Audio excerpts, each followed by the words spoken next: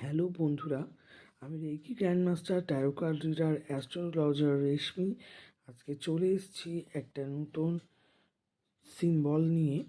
তো সিম্বলটা আমি ফার্স্টে ড্র করছি।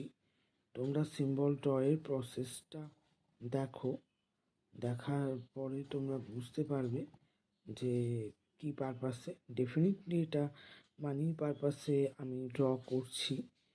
মানে কারোর যদি ইনস্ট্যান্ট ক্যাশ ফ্লো লাগে তো তারা কিন্তু অবশ্যই ইউনিভার্সের কাছে এই সিম্বলটা ড্র এর মাধ্যমে তাদের ক্যাশের জন্য চাইতে পারে।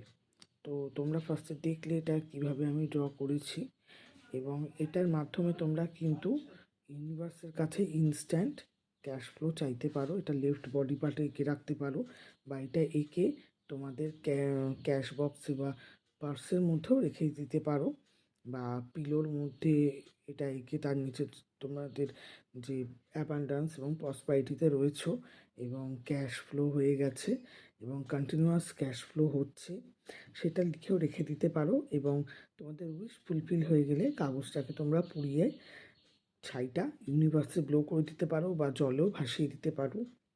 প্রতিদিন এই সিম্বলটা ড্র করে তার নিচে তোমাদের 21 বার করে বা 51 বার করে উইশ যেটা চাইছো এটা হয়ে গেছে সেটাও তোমরা আঁকতে পারো। ঠিক আছে, তো এটা অবশ্যই তোমরা ইউজ করে দেখো।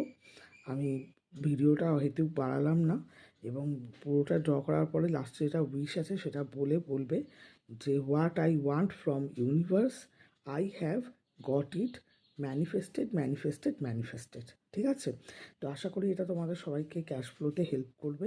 এটা তোমরা অবশ্যই ইউজ করবে এবং জানিও কেমন লাগলো। Thank you.